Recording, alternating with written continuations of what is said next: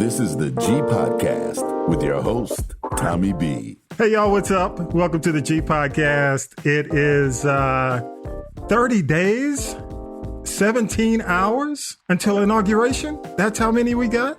And I can't believe it this week. I gotta do this first.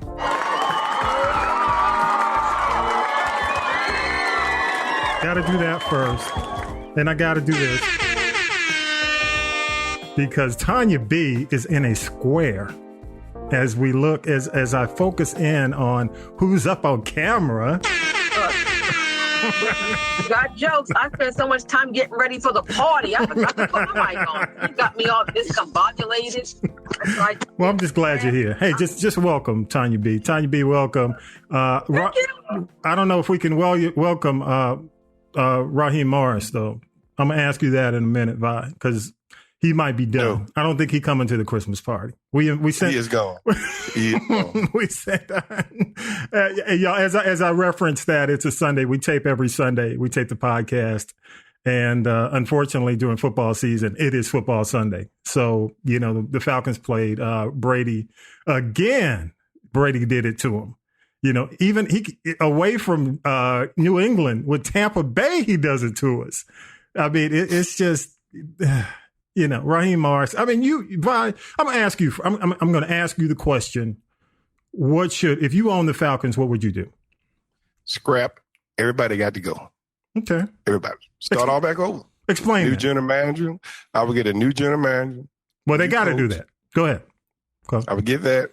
I would talk to Matt Ryan about trading him, and if you don't want to be traded, instead we're going to drive a quarterback, and at the most you're going to be here for a year. Wow. Okay. So we're starting over. Just start over. So it's a rebuild. That's right. It's rebuild. It's time. Matt Ryan, time. Like I told Matt, we need to five-year contender. Mm-hmm. We're starting over. So now, the defense, like it might be, the defense look like it's playing pretty good lately. Oh. So I would hire an offensive coach, and the offensive head coach, and let him pick his defensive coach. Because I think the defense can work. But this offense, we got the players, but we need our quarterback. Well, I got to ask you a question. If you think the defense works, then again, we tape on Sunday. We tape the day of the Falcons versus Tampa Bay, and they came back on the defense. I mean, Brady was throwing like there was no secondary defending. So but did we have a rush? I said it's doing better. Okay. Now we have the whole team need to be rebuilt. Okay. All right. But you got some players that we got a young secondary and some young linebackers. Okay. And we got some, and the wide receiver, we got a pretty good core of wide receivers. Okay. So Raheem ain't coming to the Christmas party this year, though. No, Raheem, I'm sorry. All right, Raheem Morris. Good luck, dude. Good luck. I'm sorry. I mean, he's messing at the party anyway. He's trying to win. Damn. He didn't get the memo. Look, when you said Raheem, I'm like Raheem Devon, Raheem. No. He's the coach. Grandmaster Black Furious 5. Who is Raheem? Raheem Morris. The head coach for the Falcons right now. Yeah, he's the interim coach. So interim coach. We should clarify Keyword that. interim. And his name is Raheem, so you know what's going to happen, right? What's that? He's gone. Raheem going to be gone. Come on. Crazy. You know Raheem. Raheem was gone soon. He put interim on. So Raheem, hey, they're just temporary now. But you got your resume out Don't there. get too happy. Don't get too happy in that office. Your resume, you're doing good, Raheem. Somebody should hire you the way we look. Compared to what he did before he took over. Think about it, we hadn't won not one game when he took over. Yeah, so true. So he can go coach high school or college football? No. He's still being in the NFL now. He just can't. I don't think he. Was Raheem ready was the question. Was Raheem ready? Well, Raheem had been a coach before. He was the coach of Tampa Bay. Am I correct? Tampa Bay. Yeah, they fired him. Yeah. So he and Tom Brady had a reunion today then? Nah, he wasn't there. Brady wasn't there. He wasn't there. Brady was there. Yeah. But let me say this. Raheem, it looked like he'd be a good defensive coach, though. It was cool. I mean, I just don't think he was, and for those of you who did get hope up, for the possibility of seeing Raheem Morris in the head coach's chair. Yeah, not today. But I do believe he deserves an opportunity. I just don't know, based on this showing these last few weeks, if somebody's going to put him in the head chair. But I can see him. It's not with us. Yeah, I agree. I think as a coordinator, yeah, he'll get it. Hey, but let me stop there because we got somebody popping in. We got to do news. I just wanted to get your insight on that vibe. Tonya B, thank you so much for that sports insight. That was incredible. That was good stuff. Yeah, I'm enrolling in the Carl Banks School of Sports Information and Statistics. There you go. And again, hey, thank you, Carl Banks. Let me give it up for Carl. Carl was on the show last week, and it was a great interview. I mean, let me say this for those who checked out the interview, checked out last week's podcast, and expected him to come on and do X's and O's. I think it was a pleasant surprise, and Tonya B, did you know he was going to come on and talk about what he talked about, which was great stuff, social justice, his philanthropy, his food, philanthropy. Did you expect that? And the back clothing line. Yeah, and his clothing line. Yeah, come on up. What'd you say? Come on, go ahead. He's very quietly been doing a lot since he retired, and I got, God bless him. I say Carl doesn't have CTE like a lot of people that played in the NFL do. Yeah. Or at least, not that I mean, if he had it, I think it would have shown up by now. But the other thing is, a lot of what he does, even what he's doing down here in Metro Atlanta, he does a lot of it very quietly. So that, to me, indicates he's very passionate about that, and passionate to the point where he doesn't need people to know every move he's making. Yeah, so it's good stuff. Just excellent. It's a good thing. Yeah, thank you again, Carl, for coming by. Thank you, Tonya B, for hooking us up and getting him on the show. Also, as we tape the podcast, this week, early voting started, and it was phenomenal. I mean, we're talking about, if you don't live in Georgia, you probably hadn't heard the stats. If you live in Georgia, they're talking about how big the early voting was for this runoff so far. And you had 482,250 votes cast statewide on the very first day. Yeah, and as of Thursday, there were more than 914,000 Georgians who had voted, both in person and by mail, which was phenomenal. And who was favored? Well, I'll get to that in a minute. And I've got a special guest coming up. I think he might be there. I'll check with him in just a minute. But according to the website, Secretary of State's office, early voting, more than 25,000. I mean, I'm sorry, not more than 25,000. Actually, Georgia early voting was up 25%, which is phenomenal, which is great. So kudos to all of you who understood how important it was. My ballot's already gone. I dropped off my ballots early, my mail-in ballot. Now, let me let you guys know you can still vote by mail. You have until January 5th, but don't push it that close, y'all. You got to have it postmarked by 7 p.m. You got plenty of time. Don't wait. I would in person. Yeah, that's what I'm saying. Either in person. And I drove by my polling place.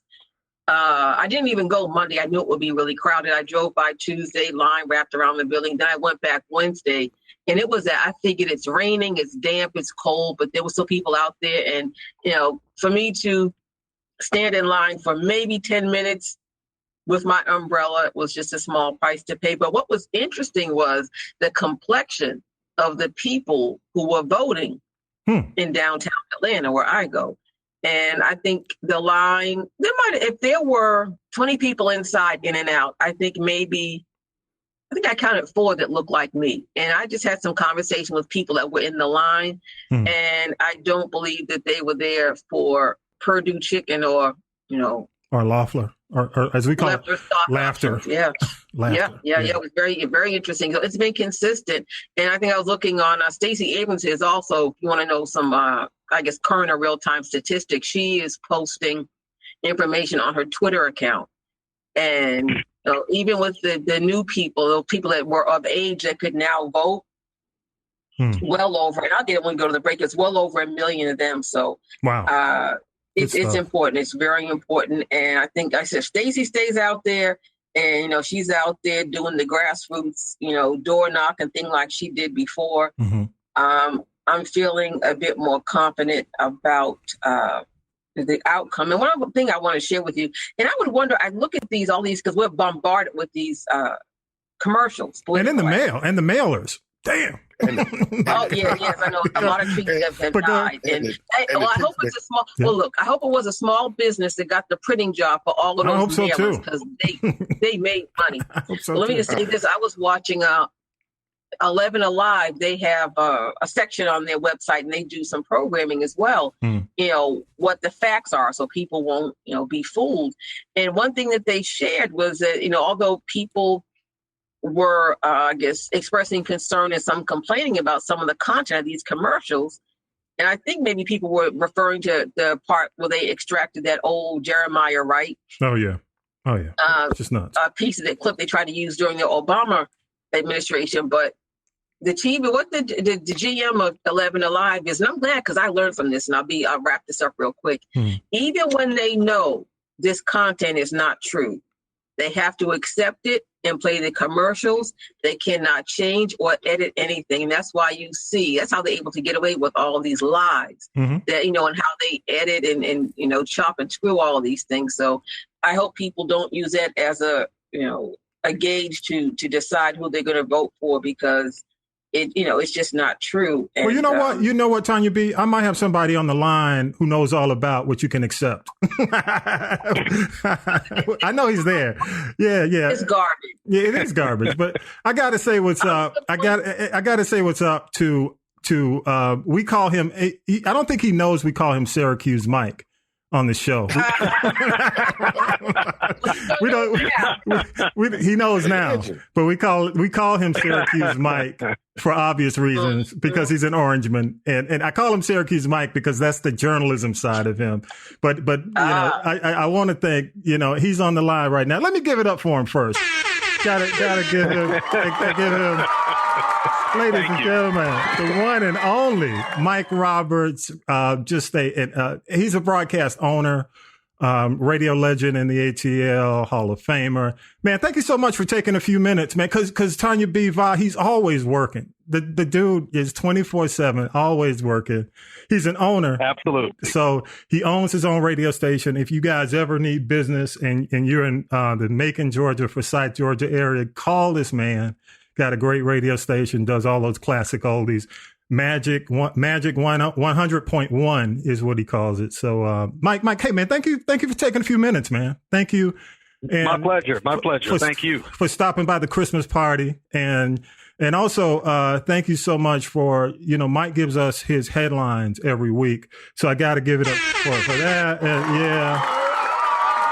Thank you so much, Mike. And Mike, let me ask you, man, we were having a conversation about these ads, and you and I, we came from that side of the business. We can't do anything about those ads. As broadcasters, they can't do anything. Go ahead. I'll let you finish that. Well, here's what you can't touch. You can't touch the ads that are bought by the campaigns. So anything that Ossoff or Warnock or Perdue or Loeffler send out, we pretty much have to run it as is. Yep. Those commercials you're hearing primarily with Jeremiah Wright, I believe the majority of them, if not all of them, are from PACs, political action committees. There is some leverage with them. To my understanding, stations were given an option. They could run the unedited commercial of Wright and Warnock, or they could carry it unedited as far as the GD word is concerned. Mm-hmm. And some stations have chosen to do that. Some stations have chosen to only run the unedited part at night. So there is some leverage with PAC commercials, but not with the campaign commercials. Got it. Okay. So they have an option. And that refers to Tonya B. These are edgy ads. And candidly, even the concern when it comes down to the digital side of this, if you've got kids who go into YouTube, these ads are like dominating the YouTube side. Every few minutes, all I've seen are political ads, and a lot of them are the exact ads you're talking about, Tonya B. So, yeah. Well, and Warnock should have been, I assume his campaign was prepared for that, because I was told several months ago those ads were coming.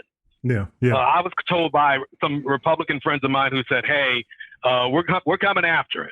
Mm-hmm. And it's been brutal. There's no question about it. Mike, do you think where do you think we stand? You know, Vi mentioned, and you and I. Let me frame this for y'all. The last time we had it, Mike and I had a conversation. What was it? 2016. we were talking about. Yeah, when I predicted there was no way in the world Donald Trump would be elected president. Yeah, but you know what? I give you. You know, you get a pass on that one because, damn, it caught us all. It caught us all. So you get a pass on that one. But this one's a little bit more, you know, I think realistic. You know, we know we found out that there was some shenanigans going on with the Russians. But now I think we have a better idea and we have more control over. But now, as it stands, when you take a look at everything that's going on, the amount of voting, where do you think we stand? Where do you think you know the state of Georgia stands with these with voting? With the Senate race itself? With the Senate race itself, yeah. I still think it's tough for Democrats to win statewide. We still don't have a statewide, anybody in the Democratic Party elected statewide right now. Mm-hmm. And that concerns me. The other concern I have is that Purdue also got more votes in Georgia than Trump, which has not been talked about a lot. So, you know, and both Loeffler and Purdue won their races slightly. Right. So I find it hard to believe that Georgia will go blue on both of those races, maybe one. But I'm just, there's some concern right now in the Democratic Party that while turnout has been very strong, the turnout from mail-in ballots is not in the same pace as it was during November this time. So most of the vote, of course, has been in person where you've seen the growth. So perhaps some of those folks who mailed in their ballots, particularly Democrats, are actually going to the polls this time around. So I don't know. Okay. All right. We've got 30 days left before inauguration. And, you know, Trump and man, I gotta hand it to you. You stick to your journalistic AP style because you call him Mr. Trump. I'm like, I can't do it, bro. He's still Cheeto Jesus to me, and you know he will be. But what you see? Well, you know, doing, I mean, I referred to Obama as Mr. Obama, and I'm referring to Biden as Mr. Biden. So my rule is: one time you're president, next time you're Mr., third time you're just your last name. Yeah, that's it. But you know what? That's the way I usually do it. And that's why we call you Syracuse Mike, because you do your thing. But Mike, let me ask you: how do you think this thing's going to end? As you look at everything that's going on. They're going to drag him out of the White House screaming and hollering. You think so? Yep. No, I mean, I think he, you know, right now, I think he will leave. I think he will leave peacefully. Whether or not he shows up at the inauguration, I would not be surprised if he does not go to the inauguration at all. Mm-hmm. But I think that his family, particularly Ivanka and his wife, are going to want him to maintain something about his legacy that, you know, untarnished. And I think him leaving the office peacefully will be something that they insist he does. You know, because I think that if he doesn't, then that's going to be a problem. Let me mention this to you guys. This came up and has been coming up this week. The Michael Flynn martial law discussion and comments. Yeah, I wouldn't worry about that. Yeah, I wouldn't worry about that. I think the military has made it clear they're not going to get in the middle of politics. Yeah, and I mentioned this a couple of weeks ago, and I said, don't go take the Xanax. Don't get your anxiety medication. Everything's okay. Because here's why I think he's doing this. And Mike, I don't know if you agree with this or not. I heard an interview with Michael Cohen, who was his lawyer. And he said that everything that he's doing right now is to set himself up. And I know you guys have heard this, for his network that he's going to roll out after it's all over. And what Cohen said was he's got about 90 million followers. OK, so if he can carve out at least remaining 20 million followers to pay about $4.99 a month, he'll be set. You know, he'll be set for X number of years. So all he's trying to do is get these folks riled up, get them to continue to follow him. Because what he doesn't want to do, if he concedes, if he says he's lost, they're gonna just go away.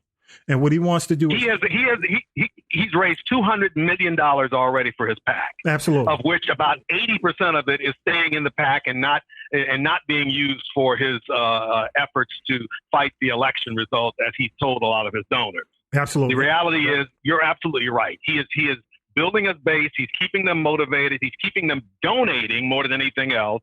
And he is building whatever if it's a network, if he wants just to be the kingmaker moving forward. This is all about his future, and it's all about money. Absolutely. And so I believe Cohen. Because what Cohen is saying is he will, after this is all over, roll out a digital network and charge people. It's going to be a subscription network. And he said he doesn't know it for sure, but he feels like he knows he can keep at least 20%, at least 20 million of the folks of that almost 100 million. And he can basically charge them up to $5. And, that's $1 billion a year. No, I agree with you. I think that's exactly what this is about. I think Cohen's right. I think you're right that this is about keeping his base motivated to a point where he can monetize it. Yeah. Tonya B, did you have a comment? You. I was just wondering if this whole thing, like Mike was saying, people don't realize, they think they're donating this money to fight these frivolous lawsuits. But again, he's going to walk away with that money in his pocket. 80%. It's taking 80% of the money. I don't understand, man. They're talking about what has he done for these poor people? Everybody, they love him so much. What has he done for? That's a whole nother show. Absolutely. Not that he's wicked and hungry. Yeah. I mean, he got to be done something for him for them to love him so much. Fine. I'll talk to you off mic. That's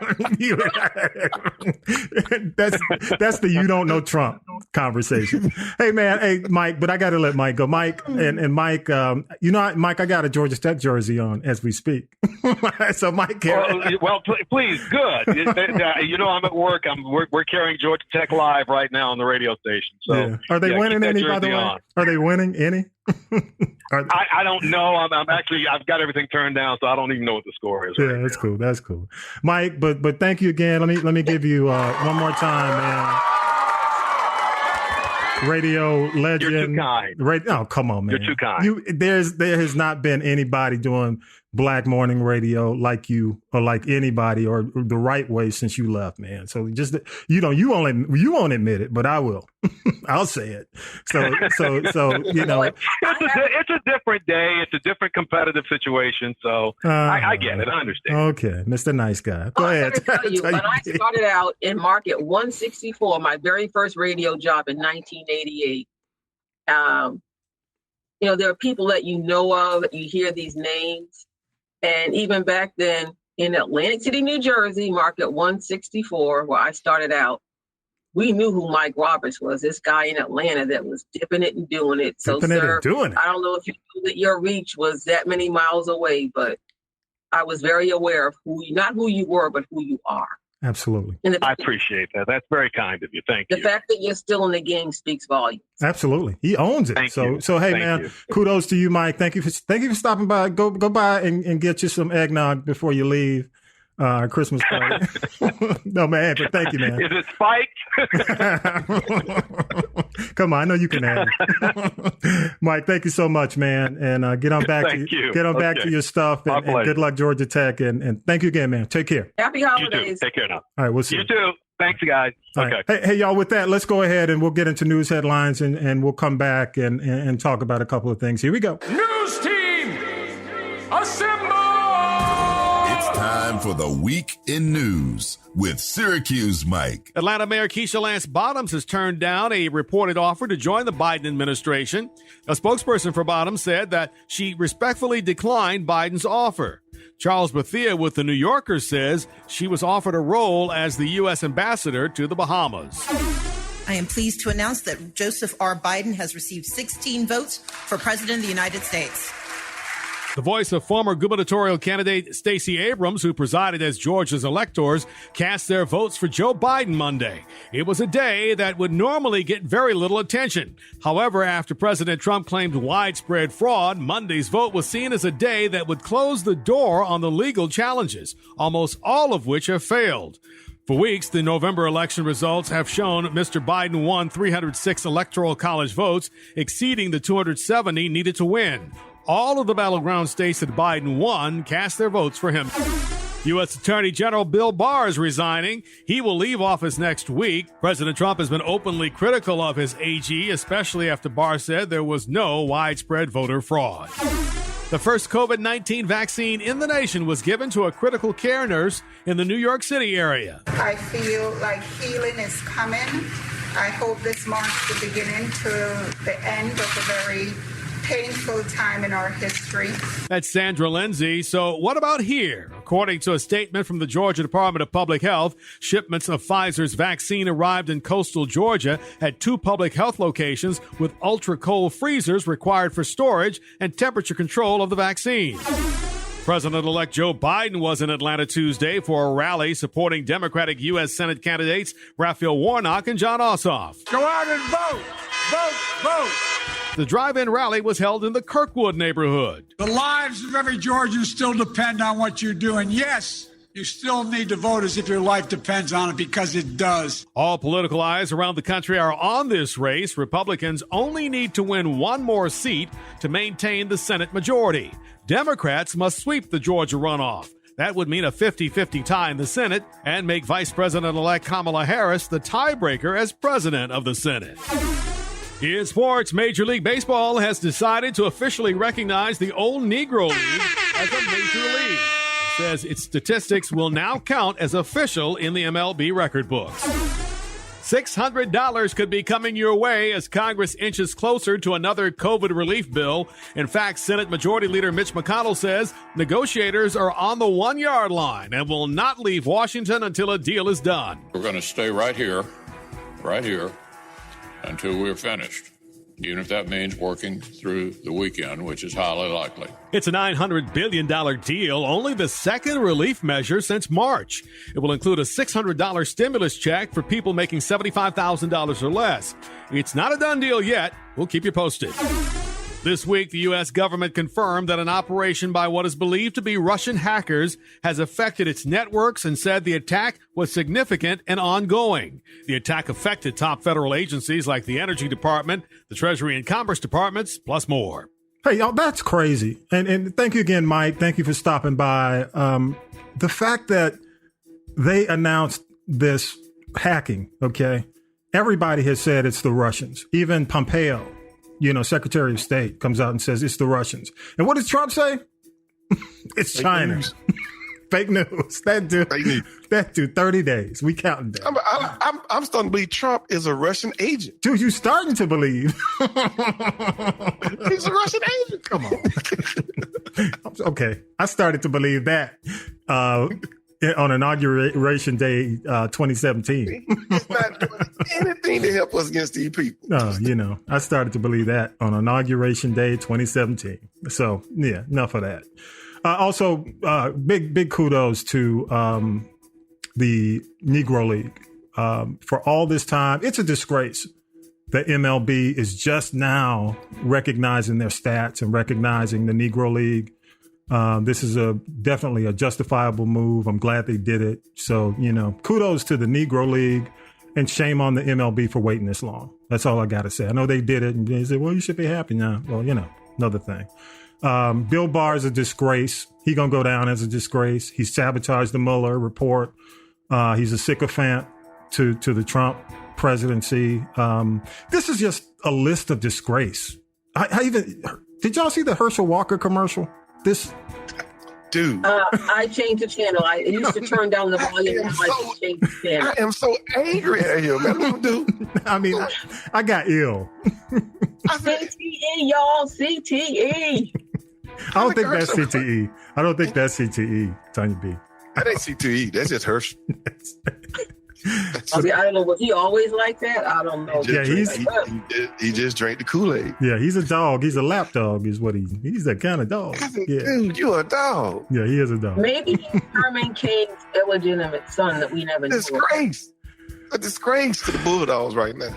Well, they're not all the Bulldogs. You know where we are by. So we in what used to be the reddest of the red. So there you go. And what do y'all? He is pure red. You believe it? Yeah, I believe it. You saw his son on YouTube. He drank the Kool-Aid too. I don't even want to. I'm getting ill right now. Even I just wanted to briefly mention that, and y'all just passing it around. Stop. That's enough. Bahama Bottoms, they ain't gonna be no Bahama Bottoms. Mayor Bottoms said, "Nah, don't be handing me." But is that true though? Well, they turned it down. If they turned it down, the Atlanta Constitution said she was offered something else. She wasn't offered that. Well, just won't be no Bahama Bottoms. That would have been a nice. If Ring got ring to it. Go ahead, Tonya B. Look, that's a slap in the face to her. I never thought that she'd, leave Georgia, leave her family. So I know there was some talk about that for quite a while, but I never saw her leaving. Well, not for that. They said that job, you get that job that you're talking about. They said that's just someone who offer a lot of money, or a movie star or something. Not just someone who's trying to have a political future. Man, offer me the Bahamas. You ain't trying to have a little political. You just trying to live a good life. When do I show? Come on, take that thing. Huh? You just want a good life. You ain't trying to live a political future. No, come on. That requires too much work and time away from home. Well, let me tell you, with crime, the way it is in the ATL, Baco get out of and forget about the United States. But the United States. But let me say, hey, with crime the way it is in the ATL and the infrastructure falling apart and sinkholes, you better run to the Bahamas. Hey, real quick, just a couple more things, and we're going to get to break, and we're going to come back with Tonya B's tea. A couple of things I want to mention. Kudos to the black woman, the black healthcare worker who took the shot. She took the very first person to take the COVID vaccine. Kudos. I definitely will be keeping my eye on her, see how she's doing every day.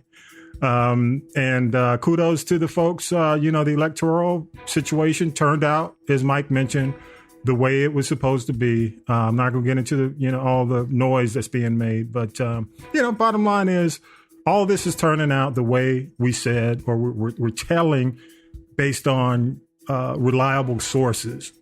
So all this noise, all this stuff from Flynn, just, don't get all anxious and crazy about it. Just January 6th is coming. Huh? Yeah, he disgraced. He's on the disgrace list. He's on the naughty list. He's going to have to get something from something Claus, not Santa Claus. So. Hey, I want something for something Claus. Hey, y'all. Cash money. Y'all, let's do this. Here we go. So you can joke. Let's get away from the hard news and crazy. Let's get away from the hard news and let's take a quick break. And we'll be right back with your tea. You gonna get ready for your tea, Tonya B? Serve it up, y'all. Oh Lord, that's what you. Okay, we're gonna get back and find out what she's drinking. Yeah, it's cranberry juice. Oh, cranberry juice. Is that non-alcoholic? Don't matter. Hey, y'all, we'll be right back right after this. The Harold Michael Harvey Collection is a collection of books about civil rights in America, told through the eyes of people who envisioned it and fought for it in the days when hope unborn had died. Black History Month is coming in February, and now is the time to step up your reading game with books that go inside the issues. As the Negro National Anthem puts it, that with a steady beat has brought our weary feet to the place from which our fathers sighed. The Harold Michael Harvey Book Collection will prepare you for a meaningful discussion of Black history with an eye toward an uplifting Black future. The collection includes Justice in the Round, Freaknik Lawyer, The Duke of 18th and Vine, and My C.T. Vivian Story. Books are available at haroldmichaelharvey.com. Now then, children, it's time for tea. It's tea time, y'all. Sippin' the tea with Tonya B. Y'all know what time it is, and I get to watch her do it, y'all. Here we go. All right, what you got, Tonya B? What you got? I'll try to be cool. First off, I want to say 5-on-2 actress Taraji P. Henson, as you may recall, Taraji is a Golden Globe winner. But after all, Empire with the way that it ended, and there was always this talk about the Cookie Lion spinoff, and there was, we heard a lot of hoopla about that for a while. Then it kind of died down, fizzled. Okay. And I can tell you why it fizzled. Because it's not going to happen. Oh. So, the larger than life, if you think, I know Lucius was kind of the center of it, but then once Cookie came out of jail as the series progressed, it was more, about her, showing you why, Empire was what it was and why Lucius was really successful, because it was really because of her. But what has happened is that Fox has decided to pass on that spinoff, and they're actually trying to shop it off to some other networks. I hear that maybe a Disney outlet, maybe even ABC Network Television or Hulu. Netflix. It's going to bounce. But I think because of, right now, I don't know that would really be an anchor. So I wouldn't be surprised if it goes to Hulu, or some other service that has a paid on to it. It's going to bounce after Saints and Sinners. Well, you know what? If that ever comes back, it'll either go, okay, let's take it a step further. Let's take it to Aspire. Okay. Let's take it to BET Plus. Yep. And see what happens. So, but I wish her all the best. She's not. I talked about her a couple of weeks ago. How last week she's going to be kind of putting on a director's hat. So that may be where she segues into, and not so much in front of the camera, but making those power moves behind the camera. Hey, can I mention this, Tonya B? I think a lot of these companies just aren't taking the risk because this is totally on the other end of the spectrum. I mean, even Disney said they were going to do the Lindsay. What's the name of the show? God, man, I just, I think I forgot what's the name of the show on Disney that was huge with tweens back in the day. But it was highly anticipated. They were going to put it on Disney Plus, and they just decided not to continue with it. So you're hearing a lot of these shows that we were talking about actually coming up from yesterday are being continued on as spinoffs. I mean, it was like a rash of them. We had like 4 or 5 of them. So I think people, with COVID, they got hit in the pocketbooks, and the production costs, they don't want to take the chance. So, yeah, I don't think it's Taraji. I don't blame it on Taraji. It ain't her fault. Yeah, go ahead. Really, at the end of the day, how much more of that story was there to be told? How could she, even if she had left Lucius, where's the storyline? Where's the strong storyline? What is she going to do? Because again, everything about Cookie was wrapped up in Empire and the label and her kids and Lucius. So well, Netflix is still giving out checks, so maybe they'll give. I don't know. Maybe we'll see. What you got next? Anything black? Talk about Auntie Dionne Warwick. Happy birthday to Dionne. She just celebrated 80 years of life. So 5 on it for that. I'm gonna give her a very illustrious career for over, she's 50 years, and just the legacy of her family. But in case you haven't missed it, I think it's a great thing for her, really for her publicity, or her, it's the PR and being relevant. Is that now she's the new queen of Twitter, has taken to Twitter. Now she says she does, she responds, and she put up, that thing about Chance the Rapper, like, you're a rapper, why is that even in your name? But what has come from this whole thing, well, 2 things. One is that Dionne Warwick, along with Chance the Rapper and The Weeknd, are slated to do a collaboration. Wow. The song is called Nothing Is Impossible. It's a song that was written by her son, Damon Elliott, who really was the pen behind Luther Vandross is Here and Now. For some reason, Luther hit his head and put his name on there, but it was Dionne Warwick's son who actually wrote Here and Now, not Luther Vandross. And then she also expressed that she thought it was time for a biopic on her life. And she's had a very illustrious life. And just a really interesting career. If I really think about it, she was that black singer that really was put on by the Hal David and Burt Bacharachs, and she really was able to straddle both fences when a lot of African-American singers couldn't. Yeah, so true. And she said that she really likes Tiana Taylor, who said she's retiring from music because she feels underappreciated, but she can thank Kanye for that. And Dionne said she wanted Tiana Taylor to play her. Their voices, I understand, are somewhat similar. And allegedly, Netflix responded, so they're supposed to be starting some, dialogue about this thing happening. Dionne is just an amazing voice. And even at the age of 80, I mean, a lot of people don't keep their pipes, like maybe her, Patti LaBelle, and a couple of others, but not many. And her catalog is ridiculous. Yeah, I mean, her smoking the Camels too. Yeah, weed is and her weed. Don't forget. Yeah, herbs are good for you, bro. But let me say, they're not drugs; they're herbs. Yeah. No, she said for her glaucoma. Even when she got busted back in 2002 at the airport. Had all those rolled up joints in her lipstick case and said it was for her glaucoma. Yeah. Go ahead, Auntie Dion. I'm going to give it up for her one more time, y'all. Please do. Need to get my weed license. I wish somebody would tell the Whitney Houston folks, but that's another story. Stop making biopics. I know. Enough of that already. You know what? Been there, heard that, done that, got the t-shirt. This is what the fifth or sixth Let her rest. Yeah. Let her rest in peace. Yeah. What are they going to tell us that we don't already know, whether it was in print, movie, old videos, enough, Yeah. I agree. It's like, honestly, I don't want to see any more James Brown biopics. Yeah. Yep. Let him rest in peace too. Yeah. That's it. Yeah. I'm done with it. What you got next? Biopics that are in the making. One is, and again, I don't know that we even need this, to be honest with you. We've already had at least two that I know of. Little Richard biopic. Yeah. But this time, Rolling Stone magazine is producing this film, and they're going to actually, allegedly, involve his friends, family members, and other musicians who knew him well, and actually use them as consultants on the film to really kind of tell, hopefully, some things that, what is it that we don't know? Yeah. But, just the ups and downs of his career.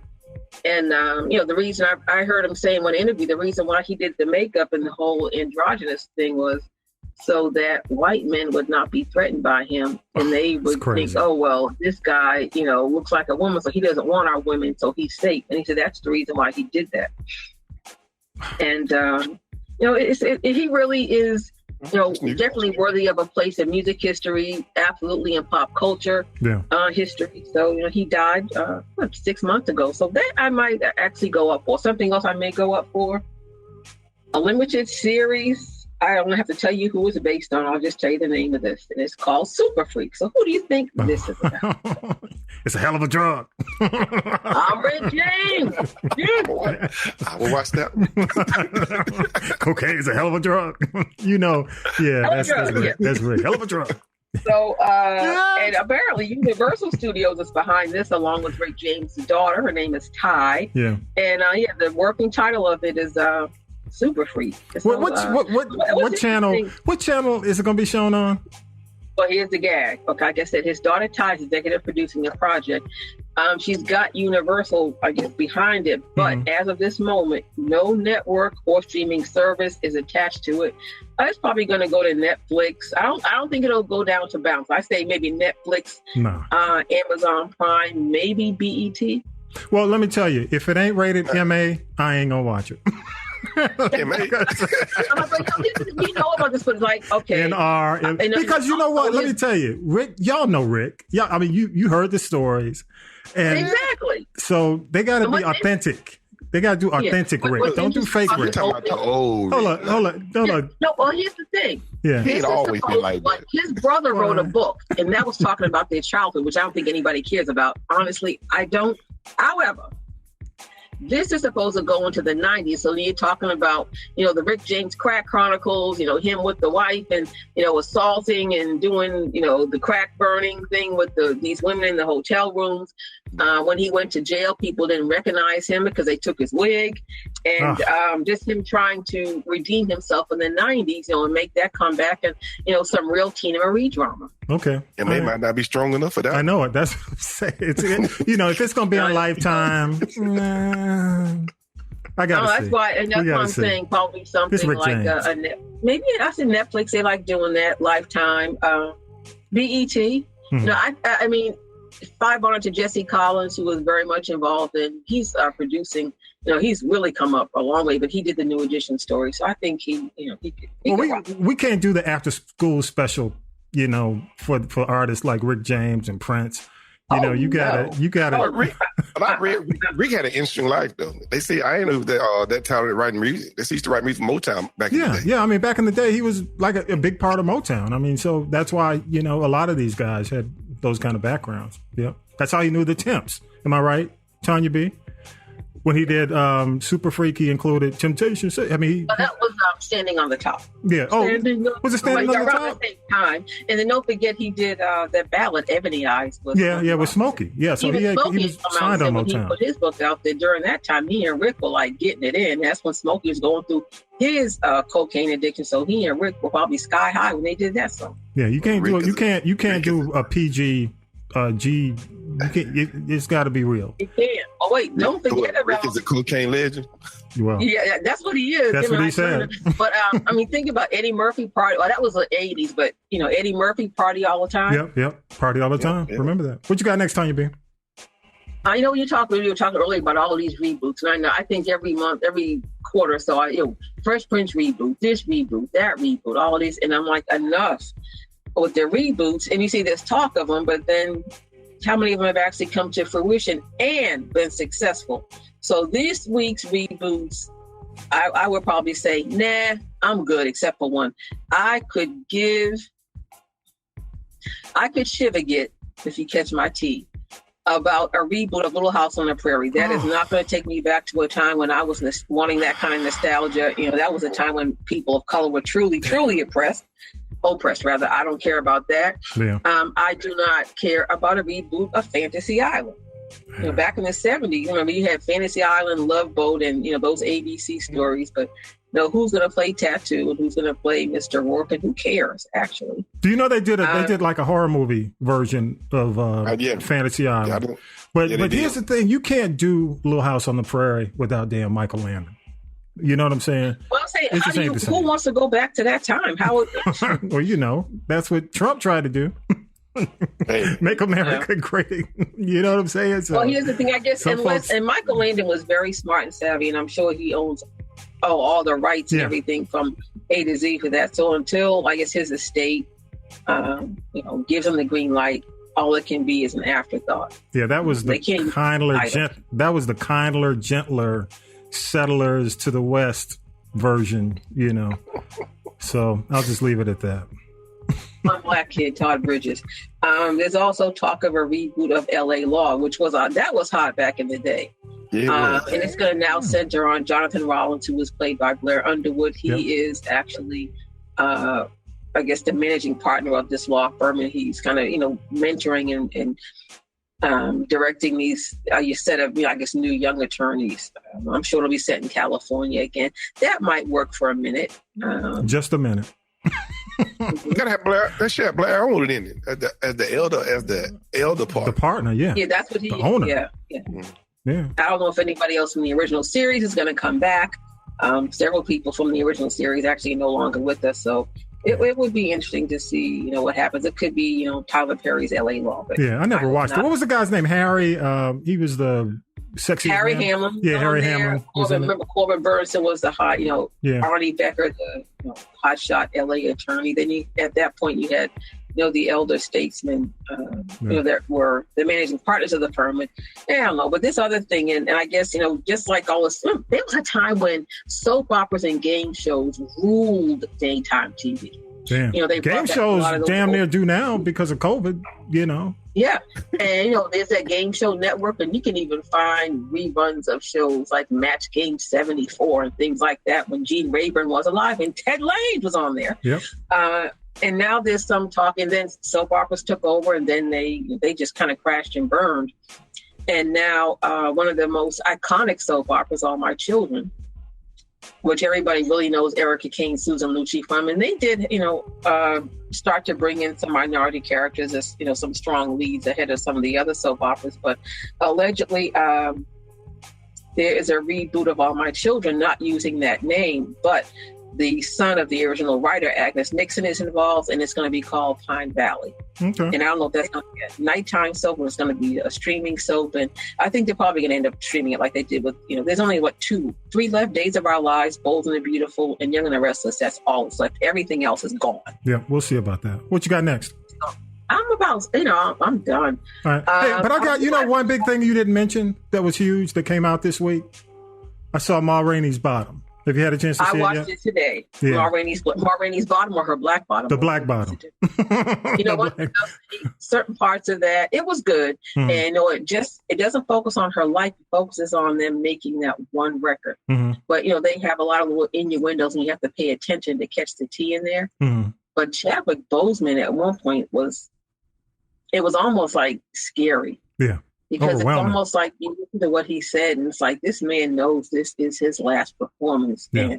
And he went in. It was intense. I mean, Very. first of all, produced by Denzel, based on August Wilson's play. And, of course, Denzel was involved with Fences, which he did with Viola Davis. Directed, the director's George C. Wolfe, who's always done that cutting edge Broadway, off-Broadway stuff. But the amazing thing was, and the heartbreak, you know what I mean?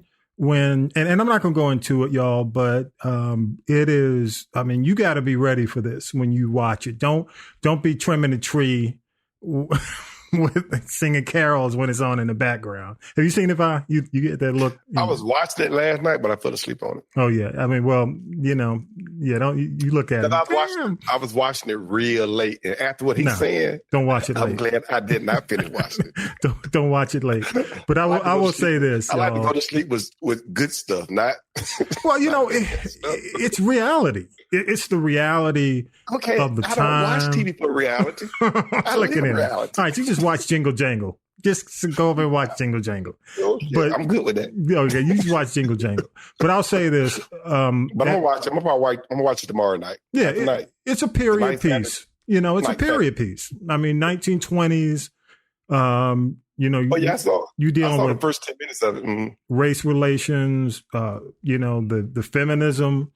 Of course, Ma Rainey had some sexuality that was off the charts, that was bubbling over. I can believe that for the little bit I saw. Yeah, Tonya B. It was like watching Betsy. What was the movie with Queen Latifah? Don't forget, in that movie, she did put Bessie Smith on it, and Bessie. Yeah, Bessie Smith. Bessie. Yeah. Played Ma Rainey. Yeah, Bessie Smith, Ma Rainey, without a doubt. And it's always rumored that they were close, but, of course, super close. We know what you mean. Rick James, super close. But I'll leave it at that. But it's worth a watch. It's very good. It's going to win Oscars. I mean, I'm telling y'all.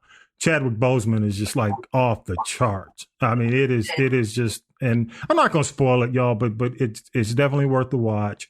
I'm definitely going to watch it. Yeah, you should watch it. Tonya B, go ahead. Go ahead, Vi. Let me hear Tonya B. Go ahead. Step up. At the very least, Chadwick Boseman, Oscar nomination, hands down.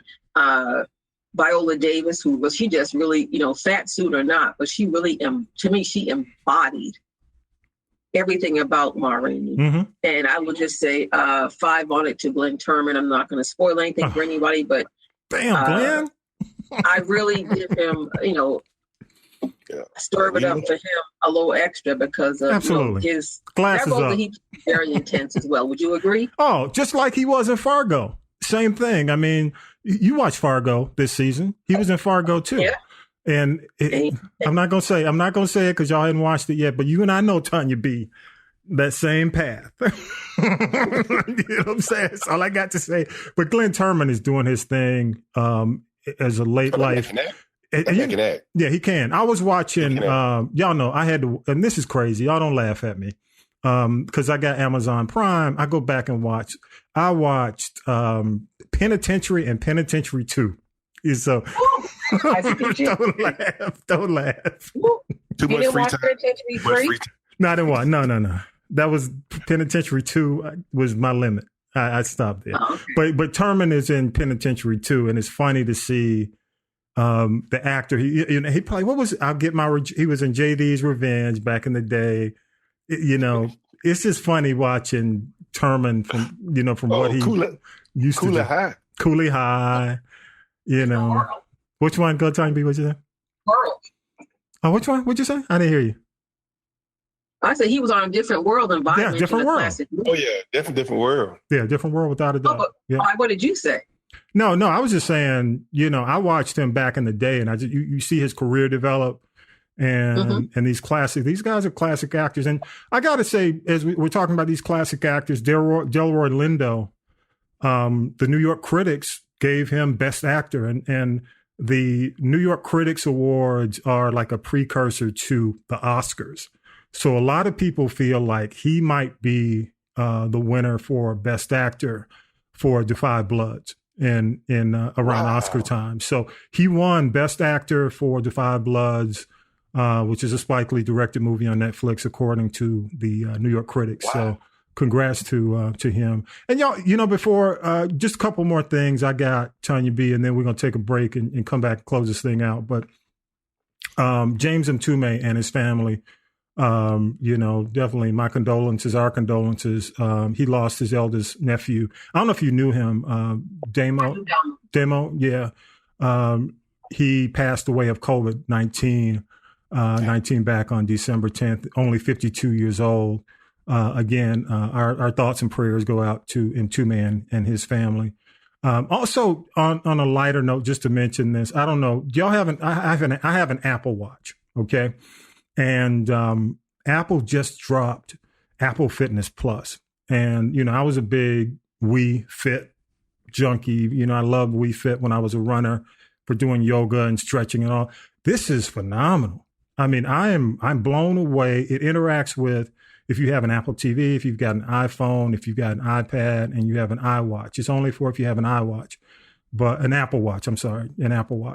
But it's not as groundbreaking as the Wii Fit, but it's still amazing, and it hooks up to, it just hooks up to your device, and it takes you through your workouts. It monitors your heartbeat. It tracks everything. It's like they give you the first 30 days free, and it's like $10 a month. But I was, I just tried it out. It just came out with a new update this week. I don't know if y'all know about it, but damn, I'm trying to shed some COVID pounds. I am looking like Ricky Williams. I am Ricky Williams. No. Apple Watch, dude. I'm all about that Apple Watch. All right. Tonya, but you were saying something? Go ahead. I want to say one more piece of tea I want to tell you, and this is like a teachable moment. So if there's anyone who's listening that thinks they want to be in the music business or is in it, teachable moment. And you may recall last week I talked about Lil Wayne and how he was getting sued by his former attorney for the $20 million and that whole thing. Yep. And then it was revealed that Lil Wayne sold the music rights for $100 million. And then this is all after he pled guilty to the gun charges. But here's a little known fact, and people need to read the fine print when they even have, get under anyone's umbrella. Mm-hmm. Because these music rights he sold were not only his own. Did you know? On Nicki Minaj's Pink album, he owned that because she came up under him. He sold that. She has no control over that. He sold that. He sold anything that Drake put out prior to 2018. Wow. Think about the Drake records that have been out. He sold that. Drake has no control over that. And even Tiger, who I'm like, I can't tell you one song he made, but apparently he did a little something, yin yang here and there. Tiger's one of the newer people on the scene, came up under Young Wayne. He sold his music rights. So as much money as these artists made for these record labels, now they can't tour. Crazy. And now they have no control over it because they were under Lil Wayne and was it Cash Money, Young Money, No Money, whatever. No, they got no money. He sold their music rights and they have no recourse because they signed the contract. So just word to anybody who but you know what? Thinking about going into business, you want your masters and you want to keep your music rights as well. I'm gonna say this, Tonya B, and off of their sweat and hard work. What was it? Ma Rainey's Bottom. When you watch it, they get into that. Yeah. Yep. Mm-hmm. That exact same thing. So as you watch it, it's Take amazing notes. how we sold and gave away so much, and never got anything in return. It's amazing. It's amazing. Because I don't think Dion doesn't own the publishing. That's all Hal David. Burt Bacharach and Hal David get rich. Yes. Whenever she sings. Gamblin' Huff got richer because they wrote, the OJs and Hal Melvin and the Blue Notes. They wrote all that stuff. Yeah, because she's all about performance. That's it.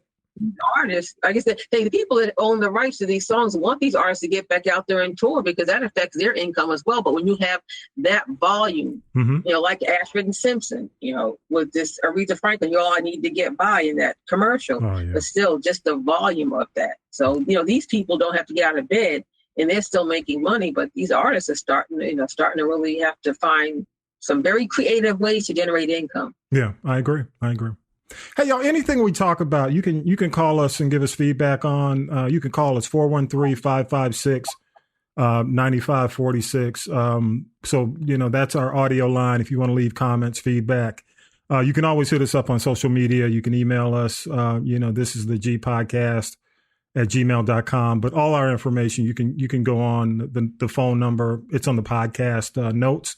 So feel free if you have any comments. Also, this is going to be the last live show we do. That's why it's the Christmas party. But I tell you, we're going to be doing the last show of the year on the 27th, Big Stories of 2020. So if you have any big stories, well, we have a list that you can vote on. But if what you think is big didn't make it to the list, feel free to call us or, you can email us or you can leave it on social media. If you think we didn't get to it or we didn't mention it as something you can vote for in the survey. The other thing, the information on Georgia voting, the website, I'll make sure that's on the podcast page. But big time, I just want to just say thanks to everyone, man, who supports the G Podcast. Every week, we don't take for granted that you stop down, you lend your ears, your hearts, your minds.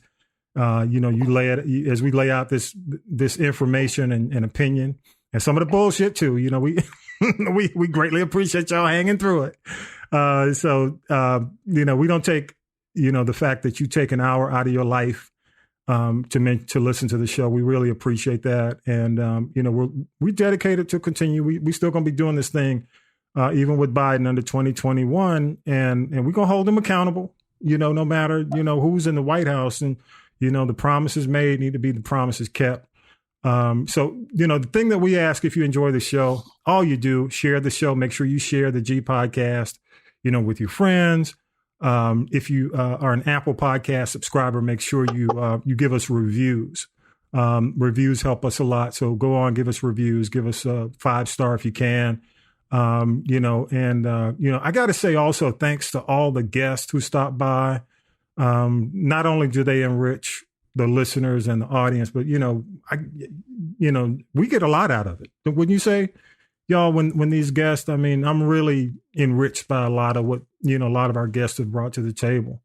So we hope to continue that going into 2021. A couple of people I want to thank, then I'll throw it to y'all. But Millennial Nick, who had a birthday, y'all. Happy birthday, Millennial Nick, this week. Let me give it up for Millennial. Yeah.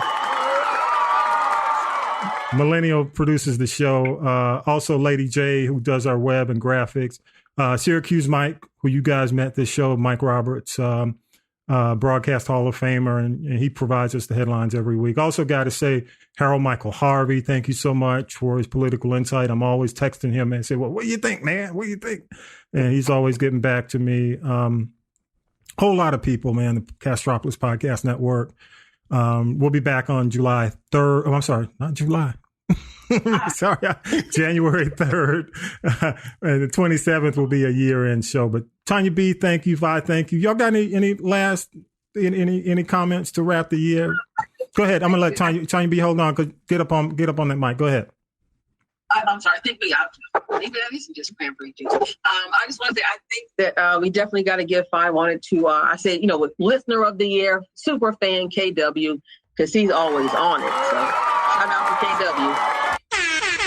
Oh, KW, we call him. Yeah. I left KW for you. Absolutely. Thank you, KW. Appreciate you, man. Appreciate you. He listens live and he checks. I think he still checks out the podcast too, but he keeps us straight. He lets us know what he like. He gives us the fire, the thumbs up, or or the whatever. Oh, yeah. I haven't seen the shit emoji, so I guess we're doing okay. We must be hanging. We must be doing all right. Just don't look for the Dookie commercial. I mean, the emoji. Vi, what you got? Thank you, man. What you got? I just want to thank everybody for listening to us. Just keep listening to us. We appreciate all the help. Yeah, absolutely. And you know what, Vi? we can't wrap the show up with hold his mic. Okay, wait. I got to give him a few minutes to hold his mic because he grabbing him. You know how it goes, Tonya B. You see him on camera. See you looking at the camera. All right, we can't leave without this. We can't. Hold on. Let me get you ready, Vi. Here we go. You know, I didn't come here to preach to you today. Here's your inspirational moment with Vi. As the new year 2020 ends and the new year 2020 begins, Jeremiah 39:11-12.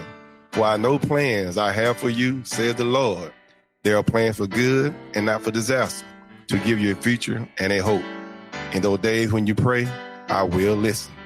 In other words, people, the year 2020 end and 2021 cannot be worse. Hallelujah. Hallelujah. Amen, people. I'm so glad you corrected it because you said the first time you said 2020 ends and 2020 begins. I said, no. I meant to say as the year 2020 ends. No, I just hope you weren't like going to do us like Groundhog Day and take us through all this again. No, brother, it's over with 2021. No, just saying. Oh, don't choke up now. See, he got so caught up. You messed up. 2020 has been a rough year for everybody, and everybody just hope and have a good Christmas, New Year, and just things gonna get better. Let me say this, y'all. I'm gonna say this about Vi, and kudos to you, man. It was a tough year, and truly, you know, I'll just say he's mentioned it on the show. Lost his spouse, you know, this year, and gone through a lot. You know, married off his baby girl, and just making adjustments in his life and his career. And just, you know, hey, man, you're a strong brother. Keep doing what you do. You know, stay focused and stay positive, man. Thank you so much for being on the show and adding adding your I'm going to say your country comment. Hey, I'm born, bred Georgia. Country boy, the country commentator, the country commentator. And Tonya B, you got anything to wrap us up before we close this thing? Do not fall for the vote from home. It's a scam I'm hearing. So absentee, in person, you know, well, let's get out there and do it. Stacey Abrams said 7.7 million people in Georgia are registered. And you look at, you know, what you were saying in terms of who's voted. So, you know, let's turn this thing around, people. You know, keep hope alive. You know, I had a boss that told me that, you know, tough times don't last, but tough people do.